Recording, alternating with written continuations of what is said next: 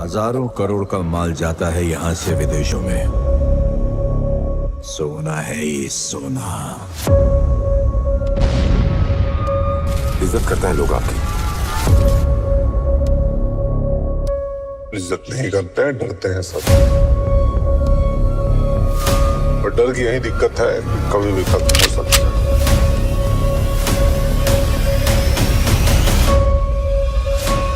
ये कहानी है एक ऐसे माफिया की जो लोअर मैनहट्टन की गलियों से निकलकर न्यूयॉर्क की 5 सबसे बड़ी क्राइम फैमिलीज में से एक पर राज करने वाला था, जिसकी किस्मत ने उसे इटली से यूएस पहुंचाया और देखते ही देखते उस समय के सबसे बड़े माफियों में से मिलवा दिया। हम बात कर रहे हैं अल्बर्ट एनेस्तेशिया की। अल्बर्ट एनेस्तेशिया का जन्म 26 सितंबर 1902 को इटली के कैलाब्रिया में हुआ था। उसके पिता का नाम बार्टोलोमियो एनेस्तेशियो और उसकी मां का नाम मैरियाना पोलेस्टेना था। इसके अलावा अल्बर्ट एनेस्तेशिया के 7 भाई बहन भी थे। एनेस्तेशिया के पिता एक रेलवे वर्कर थे। वर्ल्ड वॉर फर्स्ट के बाद उनकी मौत हो गई थी। पिता की मौत के बाद परिवार के लिए सर्वाइवल करना काफी मुश्किल हो रहा था, इसलिए अल्बर्ट एनेस्तेशिया अपने कुछ भाइयों के साथ काम की तलाश में यूएस जाने के बारे में सोचता है और फिर वो सभी इलीगली यूनाइटेड स्टेट्स में घुस जाते हैं, लेकिन वहां उन्हें आसानी से काम नहीं मिल रहा था, जिसके कारण थे पहला तो ये कि सभी एजुकेटेड नहीं थे और दूसरा इनके पास किसी भी तरह के कोई भी डॉक्यूमेंट्स भी नहीं थे। अरे इलीगली जो घुसे थे। इसलिए बहुत ढूंढने के बाद भी इन्हें ब्रुकलिन के एक वाटर फ्रंट में काम मिल ही जाता है, जहाँ इन्हें सामान की लोडिंग और अनलोडिंग करनी पड़ती थी। इस काम से उन्हें रहने खाने भर का अच्छा खासा पैसा मिलने लगा और सालों तक उन्होंने यही काम किया।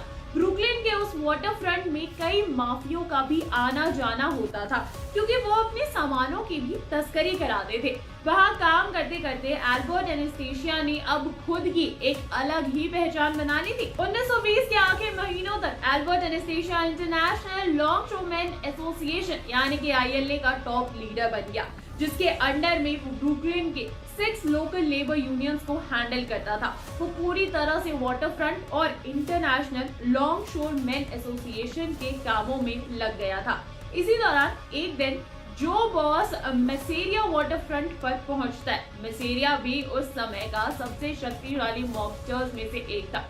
वाटर फ्रंट में उसकी मुलाकात अल्बर्ट एनेस्तेशिया से होती है और वो उसे अपनी गैंग में शामिल होने का ऑफर देता है। एनेस्तेशिया के लिए फेम कमाने का ये अच्छा मौका था। वो मसेरिया की बात मान लेता है और यहीं से वो माफिया वर्ल्ड में एंटर करता है। मसेरिया के लिए काम करते वक्त उसकी मुलाकात लकी लुसियानो से होती है। लकी लुसियानो भी क्राइम हिस्ट्री का एक सबसे जाना माना मॉबस्टर था। अल्बर्ट एनेस्तेशिया और लकी लुसियानो में देखते ही देखते अच्छी दोस्ती हो जाती है। दोनों एक दूसरे की मदद करने लगते हैं। कुछ सालों बाद सत्ता पाने के लिए लुसियानो मॉबस्टर मसेरिया को मारना चाहता है। इस प्लान को लेकर वो एनेस्तेशिया के पास जाता है और उससे हेल्प मांगता है। दोस्त की खातिर एनेस्तेशिया मान जाता है और फिर एनेस्तेशिया मॉबस्टर मसेरिया को मारने में लुसियानो की मदद करता है। एक दिन लुसियानो मसेरिया को डिनर के लिए बुलाता है और वहीं होटल में उसकी हत्या करवा देता है और उसकी मौत हो जाती है। अब वो मसेरिया की जगह ले लेता है और अंडरगो बॉस बन जाता है, लेकिन अभी भी उसका सपना पूरा नहीं हुआ था। वो फैमिली का मेन बॉस बनना चाहता था और अब वो फैमिली बॉस मेरेंजानो को मारने का प्लान बनाता है। इस प्लान में एनेस्तेशिया भी उसका साथ देता है एक बार फिर से और दोनों मिलकर बॉस ऑफ बॉसेस साल्वातोर मेरेंजानो को मार डालते हैं। लेकिन इस मर्डर के बाद ला कोसा नोस्ट्रा क्राइम फैमिली अलग अलग फैमिलीज में बट जाती है। लुसियानो एक कमीशन की रचना करता है जिसमें हर एक फैमिली एक दूसरे से जुड़ी होती है और एनेस्तेशिया मैंगनो फैमिली का अंडरगो बॉस बन जाता है। उस समय मैंगनो फैमिली को विंसेंट मैंगनो और फिलिप मैंगनो हैंडल कर रहे थे।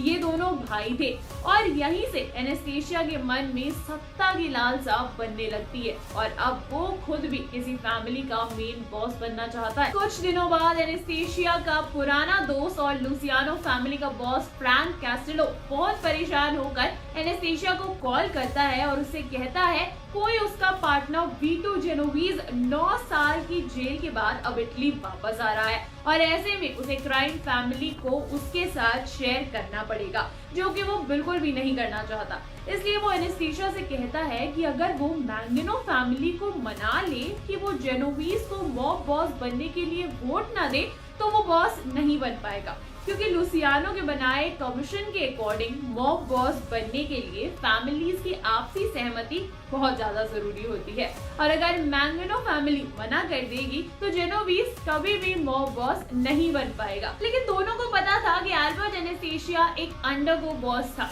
वो भी तब तक कुछ नहीं कर सकता था जब तक कि मैंगिनो ब्रदर्स अलाउ ना करे। इसलिए वो दोनों डिसाइड करते हैं कि वो मैंगिनो ब्रदर्स का ही मर्डर कर देंगे।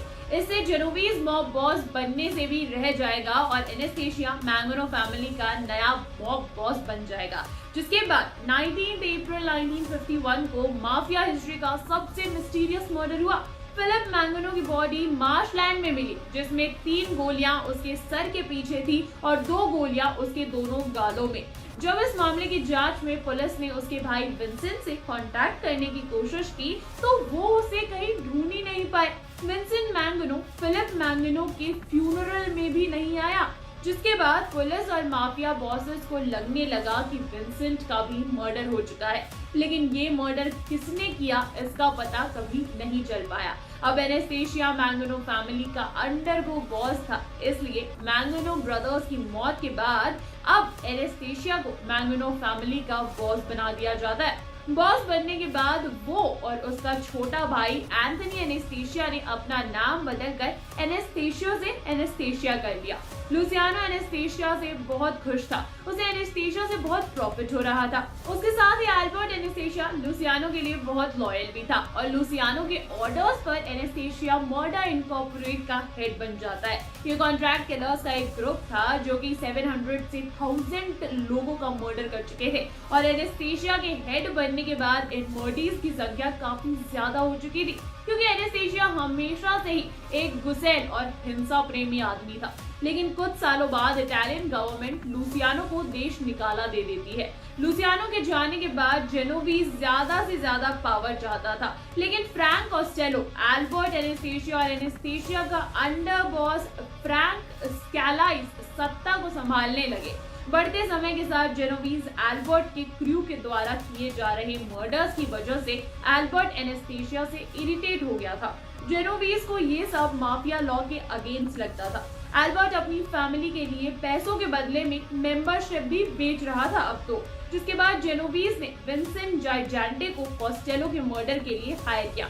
1957 में जाइजेंटे ने कॉस्टेलो के सर पर गोली चलाई, लेकिन कॉस्टेलो के लक की वजह से गोली बस उसे छूकर निकल गई।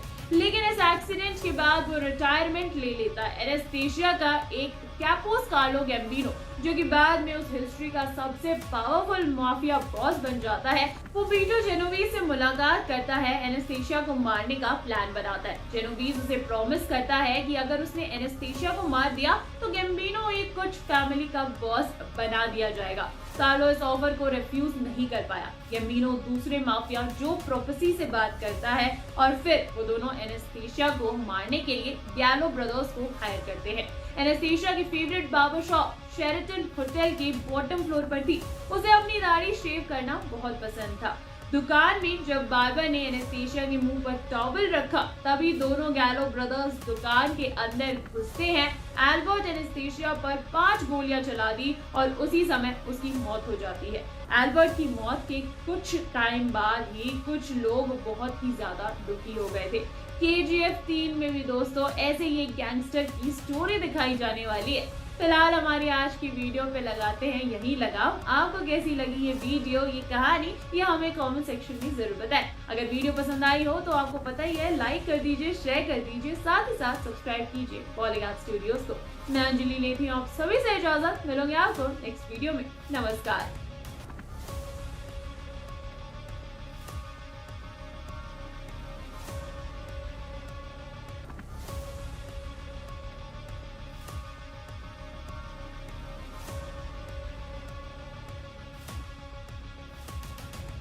नाव में बैठकर जाल फेंकना बहुत आसान